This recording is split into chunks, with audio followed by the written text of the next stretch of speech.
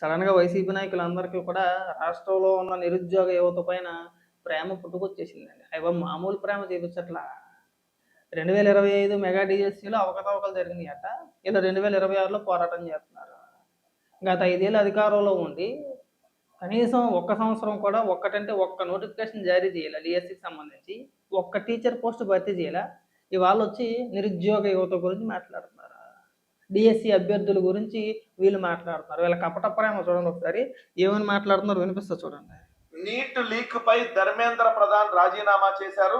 మరి డిఎస్సిలో జరిగినటువంటి అక్రమాలపై నారా లోకేష్ గారు ఎప్పుడు రాజీనామా చేస్తా ఉన్నారని చెప్పి ఈ రోజు డిఎస్సి అభ్యర్థులతో పాటు ఈ రోజు రాష్ట్రంలో ఉన్నటువంటి యువత అదే విధంగా వైఎస్ఆర్ కాంగ్రెస్ పార్టీ అడుగుతా ఉంది. ఎందుకంటే దేశవ్యాప్తంగా ఏదైతే నీట్ అక్రమాలు ఎంత తీవ్రమైనయో ఆంధ్రప్రదేశ్ రాష్ట్రంలో జరిగినటువంటి లక్షలాది మంది ఉద్యోగులకు సంబంధించినటువంటి డిఎస్సికి సంబంధించినటువంటి దాంట్లో కూడా అంతే అక్రమాలు జరిగినాయి అనేది వాస్తవం. దానికి సంబంధించినటువంటి అక్రమాలకు సంబంధించినటువంటి ఆధారాలని సాక్ష్యాలని ఇప్పటికే YSR Congress party public domain లో పెట్టి ఉన్న ఎక్కడ ఏ పబ్లిక్ డొమైన్ లో పెట్టేశారు? ఎవరికి చూపించేశారు మీరు? అసలు ఏదో గాలి ఆరోపణలు తప్పితే మీరు పబ్లిక్ డొమైన్ లో ఏం పెట్టారండి? ఏం అవకతవకలు జరిగినాయి అని చెప్పేసి పేపర్ లీక్ అయింది, అవకతవకలు జరిగినాయి, ఉద్యోగాలు అమ్ముకున్నారని మాట్లాడుతున్నారు కదా. మీ దగ్గర ఉన్న ఆధారాలు ఏంటి? ఒకవేళ నిజంగా మీ దగ్గర ఆధారాలు ఉంటే ఇప్పుడు ఇన్ని రోజుల పాటు ఖాళీగా కూర్చుంటారా? ఏదో వెనకటికో సామెత ఉంది, దొంగలు పడ్డ 6 నెలలకి కుక్కలు మురిగినట్టు.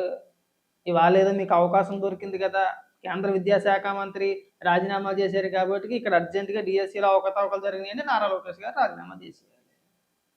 మీరు ఇన్నాళ్ళు ఎందుకు పోరాటం చేయలేదు? ఒకవేళ నిజంగా జరుగుంటే కనుక మీరు అంత సింపుల్గా వదులుతారా అండి? ట్రై చేశారు కదా, దీన్ని ఏదో రకంగా ఇష్యూ చేద్దామని ట్రై చేశారు. కానీ డిఎస్సి అభ్యర్థులు ఎవరైతే ఉన్నారో, నిరుద్యోగ యువత ఎవరైతే ఉన్నారో వాళ్ళు ఎవరు కూడా మీకు మద్దతుగా నిలబడాల. వాళ్ళకు ఒక క్లారిటీ ఉంది. 5 ఏళ్ల పాటు వాళ్ళ బతుకులతో ఆడుకుని వాళ్ళ జీవితాలు నాశనం చేసి ఇవాళ ఏమని మాట్లాడుతున్నారండి? మెగా డిఎస్సి గురించి వాళ్ళు మాట్లాడుతున్నారు. అసలు డిఎస్సి గురించి మాట్లాడే హక్కు మీకు ఉందా అండి? అసలు మాట్లాడే మీకు హక్కు కానీ అర్హత కానీ మీకు ఉందా? అసలు 2019 ఎన్నికల ముందు ఏం చెప్పారు? సరే అవన్నీ మాట్లాడదాం. సరే ఏమని మాట్లాడాడు వినిపించిన తర్వాత మాట్లాడదాం. కనీసం ఈరోజు విద్యాశాఖ మంత్రి లోకేష్ నోరెత్తి మాట్లాడినటువంటి పరిస్థితి ఏదైతే రాజకీయంగా ఎదురుదాడి చేసి తప్పించుకోవచ్చు అనేటటువంటి ఆలోచన తప్ప ఏదైతే దానికి నైతిక బాధ్యత వహిస్తూ దాని మీద ఎంక్వైరీ వేసి దాని మీద నిజ నిజాలు తేల్చాలనేటటువంటి ఆలోచన ఎట్టి పరిస్థితుల్లో ఇక్కడ ఉన్నటువంటి చంద్రబాబు నాయుడు గారి కూటమి ప్రభుత్వంకి లేదు అనేది వాస్తవం. మరి ధర్మేంద్ర ప్రధాన్ గారు తన నైతికతనే నిరూపించుకున్నారు. నైతికతకు పెద్ద వేసి ఆయన రాజీనామా చేస్తున్నారు పబ్లిక్ డిమాండ్ ని ఏదైతే అనుసరించి. మరి మీరు ఎందుకు ఇక్కడ రాజీనామా చేయట్లేదని అడుగుతా ఉన్నా. ఖచ్చితంగా చేస్తారు. మీ దగ్గర ఉన్న ఆధారాలతో సహా మీ దగ్గర ఏవైతే ఆధారాలు ఉన్నాయని చెప్తున్నారో రాష్ట్ర ప్రజలకు చూపించి రేపు జరగబోయే అసెంబ్లీ సమావేశానికి జగన్మోహన్ రెడ్డిని నిలమనండి. జగన్మోహన్ రెడ్డితో పాటు మిగిలిన 10 మంది ఉన్నారు కదా, వీళ్ళంతా అసెంబ్లీలో అక్కడే ఉంటారు. ముఖ్యమంత్రి గారు ఉంటారు, మంత్రి నారా లోకేష్ గారు ఉంటారు, మిగతా సభ్యులు ఉంటారు. రాష్ట్ర వ్యాప్తంగా చూస్తారు, రాష్ట్ర ప్రజలందరూ కూడా చూస్తారు ఏం జరుగుతుంది ఏంటి అనేది. ఆ సభా సమక్షం అంటే ఆ సభలో ప్రజలు చూస్తుండగా అసెంబ్లీలో మీ దగ్గర ఉన్న ఆధారాలు డిఎస్సికి సంబంధించి జరిగిన అవకతవకలు కావచ్చు, లేదంటే పేపర్ లీకేజ్ కావచ్చు, లేదంటే ఉద్యోగాలు అమ్ముకున్నారని చెప్పేసి మీరు ఏదైతే మాట్లాడుతారో వీటన్నిటికి సంబంధించి ఆధారాలు అసెంబ్లీలో చూపించి అయ్యా నారా లోకేష్ గారు మీరు రాజీనామా చేయండి అని చెప్పేసి డిమాండ్ చేయండి. బ్రహ్మాండం. అంతకు మించిన అదృష్టం ఇంకోటి ఉండదేమో. అవి బాబు జగన్మోహన్ రెడ్డి అసెంబ్లీకి వెళ్ళాడరా, అదే పెద్ద అదృష్టం కింద భావిస్తాం మేము. బాబు వెళ్ళిపోయాడరా బాబు అసెంబ్లీకి అని చెప్పేసి. జీవితంలో వెళ్ళాడు. అసెంబ్లీకి వెళ్ళి మాట్లాడితే నారా లోకేష్ గారు అంత సింపుల్గా వదిలేడు మమ్మల్ని. చెడాపెడ 2 చెంపలు వాయిస్తారు ఆధారాలతో. అయ్యా చాలు ఇంకా ఆపండి. ఇంకా ఆ రోజులు పోయినాయి. మీరు చెప్పే ప్రతి కట్టు కథ వినడానికి ఆ రోజులు పోయినాయి. ఇదిగో మీరు 5 ఏళ్ళు అధికారంలో ఉన్నారు, మీరు ఏం చేశారో ముందు చూపించండి. మీరు ఎంతమందికి ఉపాధి కల్పించారు, ఎన్ని టీచర్ పోస్టులు భర్తీ చేశారు, అవన్నీ ముందు మీరు చెప్పిన తర్వాత మా గురించి మాట్లాడండి. అసలు మీకు మాట్లాడే అర్హత లేదని చెప్పేసి అసెంబ్లీలో ఆయన కూడా సమాధానం చెప్తాడు.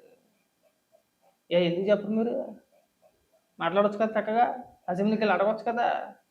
ఇక్కడికి వచ్చి పెద్ద ఉపన్యాసాలు ఎందుకండి? వీడియోల్లోని వాటిలోని మనం ఎక్కడెక్కడ కూర్చొని నువ్వు ఇంట్లో కూర్చొని నువ్వు నాగార్జున యాదవ్ కూడా అక్కడ కూర్చున్నాడు, ఎవడ పడతాడు ఎక్కడెక్కడో కూర్చొని ఏం మాట్లాడతారండి?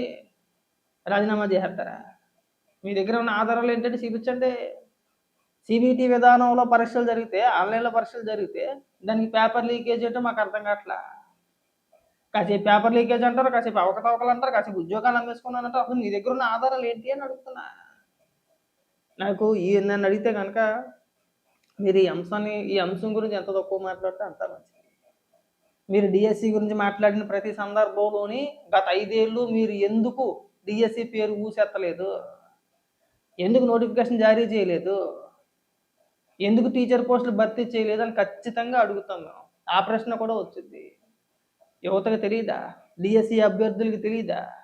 ఎవరు వాళ్ళ జీవితాలతో ఆడుకున్నారో, ఎవరు ఉద్యోగాలు కల్పించారు, ఇవన్నీ తెలియదండి వాళ్ళకి. వాళ్ళకు ఒక క్లారిటీ ఉంది. నేను ఎందుకు రాజీనామా చేయమంటున్నాను? నేను కూడా అడుగుతా, జగన్మోహన్ రెడ్డి రాజీనామా చేయాలి, శాశ్వతంగా రాజకీయాల నుంచి తప్పుకోవాలి. ఎందుకంటే 5 సంవత్సరాలు నిరుద్యోగ యువత జీవితాలతో ఆడేసుకున్నాడు. లక్షలాది మంది నిరుద్యోగులు, మీరు చెప్పేదే సాగతీసి చెప్తారు కదా, లక్షలాది మంది యువత జీవితాలతో జగన్మోహన్ రెడ్డి ప్యాకెట్ ఆడేసాడు. మరి వాళ్ళ జీవితాలు పోయినాయి కదండి, వాళ్ళ జీవితాలు నాశనం చేసింది జగన్మోహన్ రెడ్డే కదండి. మరి అలాంటి వ్యక్తి రాజకీయాల్లో ఉండడానికి అనర్హుడే కదా. మరి ఎందుకు రాజీనామా చేయమని చెప్పి అడగట్లేదు మీరు? అంటే జగన్మోహన్ రెడ్డి అధికారంలో ఉంటే నిరుద్యోగుల మీద ప్రేమ ఉండదేమో, మనకు అవసరం లేదేమో. ఉపాధి అవసరం లేదు, ఉద్యోగాలు అవసరం లేదు, పరిశ్రమలు అవసరం లేదు. మెగా డిఎస్సి గట్ట ఏమని మాట్లాడమాకండి. చేపల కొట్లు ఎట్టిచ్చేద్దాం, చేపలు పీతలు చికెను మటను మామూలుగా కాదు. ఇంకా ఆఖరికి ఇంకా మా చేత ఇంకా అవకాశం లేదేమో కానీ, లేకపోతే ఈ నిరుద్యోగ యువత ఎవరైతే ఉన్నారో వాళ్ళందరి చేత జగన్మోహన్ రెడ్డి కలర్ కోడి పిల్లలు కూడా మిందులు మన చేత. ఏంటది కలర్ కోడి పిల్లలు? చిన్నప్పుడు చూసావా మా ఊర్లలోని గ్రామాల్లోని కలర్ కోడి పిల్లలు ఉంటాయి, బొట్టల్లో పెట్టుకుని తెచ్చి అమ్మేవారు. రూపాయి ఒక్కొక్క పిల్లని అప్పట్లోని. మా చిన్నతనంలోనే ఒక్కొక్క పిల్ల రూపాయికి అమ్మేవారు. అలా మా చేత కలర్ కోడి పిల్లలు అందించేద్దుడు. సిగ్గు సెరవలేదు మీ బతుకులకి. మీరు ఏం చేశారయ్యా? మీరు దానికి సమాధానం చెప్పండి. దానికి సమాధానం చెప్పరు కానీ ఎవరన్నా ఏదన్నా చేస్తే మళ్ళీ దాని మీద ఏడుపు. మీరు దానికి కూడా సమాధానం చెప్పాలి కదా. వాళ్ళు మీరు ఒక ప్రశ్న వేశారనుకోండి, అదే ప్రశ్న మీకు వర్తింతది కదా, మీరు అధికారంలో ఉన్నారు కదా. మరి దానికి మీ దగ్గర జవాబు ఉండాలా వద్దా? దానికి జవాబు ఉండదు. అర్జెంటుగా మీరు దీనికి సమాధానం చెప్పాలి. సిగ్గుపడితే బాగుంటుంది కొద్దిగా. ఇంకా ఏది మాట్లాడుతున్నాడు? డిఎస్సికి సంబంధించిన దాంట్లో అనేక అక్రమాలు జరిగినాయి అనేది వాస్తవం. పరీక్షల ప్రక్రియలో అవుట్ సోర్సింగ్ ఉద్యోగులను పెట్టడము, అదే విధంగా ప్రశ్నాపత్రాల తయారీ చెప్పు అక్రమాలు జరిగినాయి అనేది వాస్తవం. పరీక్షల ప్రక్రియలో అవుట్ సోర్సింగ్ ఉద్యోగులను పెట్టడము, అదే విధంగా ప్రశ్నాపత్రాల తయారీ అనేది ఒక సంస్థకి, అదే విధంగా ఏదైతే 2 పరీక్షల నిర్వహణ బాధ్యత అనేది మరీ గొర్రె కింద ఉన్నాను. కేవలం కొన్ని నిమిషాల ముందు మాత్రమే ఆ ప్రశ్న పేపర్ ఏదైతే ఉందో అది పరీక్షా కేంద్రాలకు చేరుద్ది. కొన్ని నిమిషాల ముందే. అవి ఎన్క్రిప్టెడ్. అవి అంటే సిబిటి విధానంలో పరీక్ష జరుగుతున్నప్పుడు మన పరీక్షా పేపర్ ఎవరో తయారు చేశారండి, అక్కడి నుంచి ఎక్కడికి వచ్చిందండి, ఇక్కడి నుంచి ఎక్కడికి వచ్చిందండి, ఎలాంటి అప్పాభయకవాలు చెప్పమాకండి. అసలు సిబిటి విధానం అంటే ఏంటో తెలుసుకో ఫస్ట్. పేపర్ లీకేజీకి అవకాశమే లేదు అసలు. దబ్బ అబ్బ జబ్బ అంటాడు వచ్చి. వద్దు, అనవసరంగా మీ బరువే పోతాయి. ఇది ఎంత లాగితే అంత మీకే బొక్క. మేము మళ్ళీ చెప్తున్నాం, డిఎస్సి అంశాన్ని, ఈ డిఎస్సి గురించి మీరు ఎంత మాట్లాడితే అంత మీకే చెడ్డ. నారా లోకేష్ గారిని రాజీనామా చేయమంటారు కదా, మీ దగ్గర ఉన్న ఆధారాలు ఏంటో అది పట్టుకొని అసెంబ్లీకి వెళ్ళి అడగండి, నిరూపించండి. యువత రాష్ట్రంలో ఉన్న నిరుద్యోగ యువత మీ మాటలు నమ్ముతారేమో చూద్దాం. నమ్మిన రోజున మన రాష్ట్రంలో కూడా ఒకవేళ నిజంగా అలాంటి పోరాటాలు జరిగితే బ్రహ్మాండంగా చేస్తారు. ఎందుకు చేయరు? ఆ కాలం పోయింది. మీరు చెప్పే ప్రతి సొల్లు విని మీరు చెప్పిందల్లా నిజమని చెప్పడానికి ఆ రోజులు పోయినాయి. ఇది ఏమైనా కోడికత్తి, లేని పింక్ డైమండ్, బాబాయ్ గొడ్డల పోటు, 6,17,000 కోట్ల రూపాయల పుస్తకం, ఇవన్నీ అనుకున్నారేంటి? ఏది పడితే అది నమ్మడానికి. అలా నమ్మారు. 2019 మీకు అధికారం కట్టబెట్టారు. ప్రతి సంవత్సరం జనవరి నెలలో మెగా డిఎస్సి ఇచ్చేస్తాను. అయ్యి బాబు, ఉద్యోగాల వేట. ఇంకా అసలు మీరు బాబు మా ఇంటికి రండి, అంటే మా కంపెనీకి రండి అని చెప్పేసి కంపెనీలన్నీ వచ్చి అడుక్కుంటే మిమ్మల్ని పరిశ్రమలన్నీ తీసుకొచ్చేస్తానా. ఇంకా డిఎస్సి ప్రతి సంవత్సరం వేస్తాను. ఇంకా అందరికీ టీచర్ ఉద్యోగాలు వచ్చేస్తాయి. మామూలుగా కదా, మిమ్మల్ని అందరినీ నేను మాస్టర్ని చేస్తాను. ఇంకా నేను ఏమైంది? 5 సంవత్సరాలు ఎందుకు చేయలేదు మీరు అసలు? ఫస్ట్ దానికి సమాధానం చెప్పండి. ఈసారి మళ్ళీ మేమైతే కలర్ పొడి పిల్లలు అమ్మించండి మా చేత, దరిద్రం వదిలిపోద్ది. ఇది నేను మళ్ళీ చెప్తున్నానుగా, ఈ అంశాన్ని ఇక్కడితో ఆపేసి ఇతర అంశాల గురించి మాట్లాడితే బ్రహ్మాండంగా ఉంటుంది. ఇది ఎంత మాట్లాడితే అంత మీకే పక్క. మేము ఖచ్చితంగా అడుగుతాం, 5 ఏళ్ళు నువ్వు ఎందుకు చేయలేదు దానికి సమాధానం చెప్పు. ఆ తర్వాత మాట్లాడతాం. ఫస్ట్ మీరు దానికి కదా సమాధానం చెప్పాల్సింది. ఇవాళ ఏదో కపట ప్రేమ చూపించేస్తున్నారు విద్యార్థుల పైన, నిరుద్యోగ యువత పైన. అయ్య బాబా అంత వద్దమ్మా, మీ ప్రేమ చాలా ఎక్కువైపోయింది, మాకు తెలుసు మీ ప్రేమ. ఇది తగ్గించుకుంటే మంచిది.